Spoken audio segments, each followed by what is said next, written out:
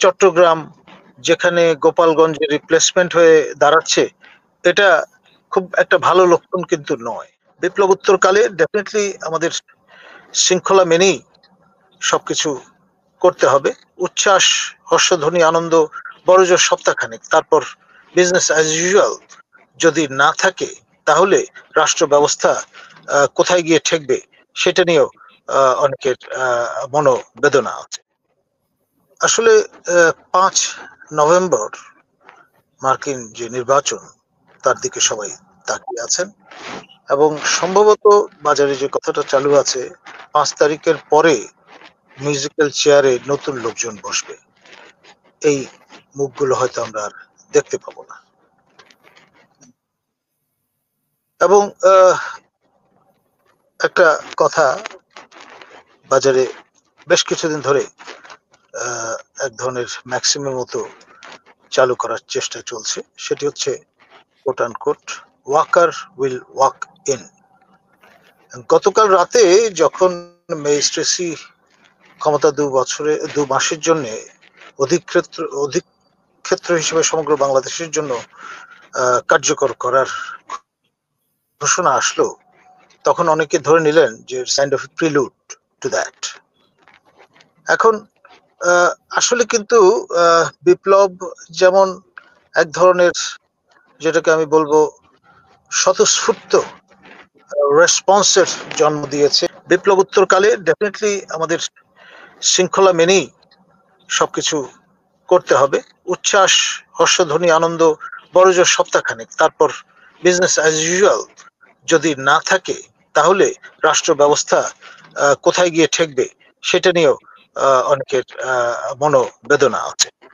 আপনার একটার পর একটা কারখানা জ্বালিয়ে পুড়িয়ে দেয়া, তারপর আপনার শিক্ষাঙ্গনে যে অস্থিরতা, বিভিন্ন অফিসে যে অরাজক পরিস্থিতি, বিশেষ করে সচিবালয় যেখানে আনসার বাহিনীর মতো একটি বাহিনীর লোকজন গিয়ে রীতিমতো দখল করবার যে চেষ্টা, সব কিছুই কিন্তু একটা প্রতি বিপ্লবের পদধ্বনি আমাদের শুনিয়েছে।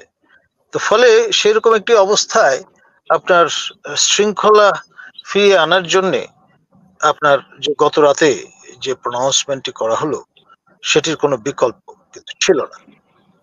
এখন এই পরিস্থিতিতে যদি দেখা যায় যে এটাও ফেল করে গেল, তখন তো আপনার শেষ রিজোর্টের দিকেই অগ্রসর হতে পারে, হু নোস।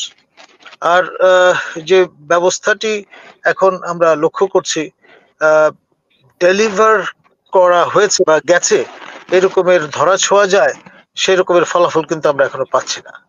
ফলে ফ্রাস্ট্রেশন তো আসবেই। আপনার এত আকাশচুম্বী প্রত্যাশা, সেটা যদি ড্যাশড হয়ে যায় এবং নানান রকমের সীমাবদ্ধতার কারণে, যে সীমাবদ্ধতাগুলো কথা অ্যাডভোকেট মহসিন রশিদ এবং ব্যারিস্টার সরওয়ার আমাদের বলেছেন, তার কিন্তু সত্যতা আছে। আপনি সেটা স্যাটিসফাইড করতে পারেন না। আপনার এই যে চট্টগ্রাম যেখানে গোপালগঞ্জের রিপ্লেসমেন্ট হয়ে দাঁড়াচ্ছে, এটা খুব একটা ভালো লক্ষণ কিন্তু নয়। আবার চেনা জানার বাইরে আপনি আপনার যে নেটওয়ার্ক, সেটা প্রসারিত যখন করতে পারছেন না, খেয়াল করে দেখেন 6 জন ব্যক্তির নাম ঘোষণা করা হলো, তার মধ্যে 2জন ইতিমধ্যে, একজন তো ইস্তফা দিয়ে বসেছেন, আরেকজন অপারগতা প্রকাশ করেছেন। এখন যে প্রশ্নটা পার্টিনেন্ট, সেটি হচ্ছে কনসালটেশন ছাড়া, আপনার কনসেন্ট নেওয়া ছাড়া লোকজনের নাম যদি আপনি জাতির উদ্দেশ্যে প্রদত্ত ভাষণে ঘোষণা করে দেন, তখন তো খুব এম্বারাসিং একটা সিচুয়েশন তৈরি হয়। আমার সতীর্থ, আমার সহকর্মী প্রফেসর আলী রিয়াজ, আমরা ঢাকা বিশ্ববিদ্যালয়ে একই সময় পড়াশোনা করেছি। আমি পাবলিক অ্যাডমিনিস্ট্রেশনে, তিনি জার্নালিজমে, এবং পরবর্তীতে তিনি ব্রিটেনে চলে গেছেন, সেখানেও আমরা উই রাব শোল্ডার্স, এবং একটা পর্যায়ে মার্কিন যুক্তরাষ্ট্রে থিতু হয়েছেন। তিনি কিছুদিন আগেও এসছেন, ঘুরে গেছেন, এবং তিনি তাগাদা প্রদান করেছিলেন সংবিধান পুনর্লেখনের।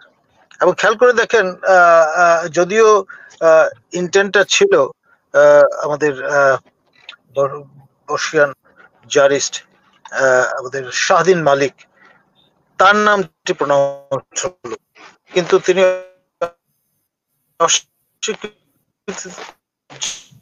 জানাতে সেসব তার শরণাপন্নই কিন্তু হতে হচ্ছে। তো এই যে হোমওয়ার্ক করা ছাড়া আপনি যদি প্রনাউন্সমেন্টে যান, তাহলে সেটা তো রীতিমতো আমি বলবো যে অনভ্যাসের ফোঁটা কপালে চড়চড় করে এরকম অনুভূতি সৃষ্টি করবে।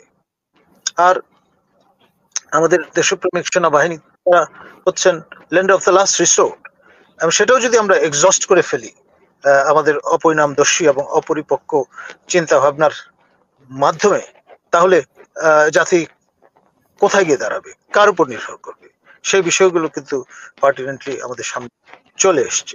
ধন্যবাদ।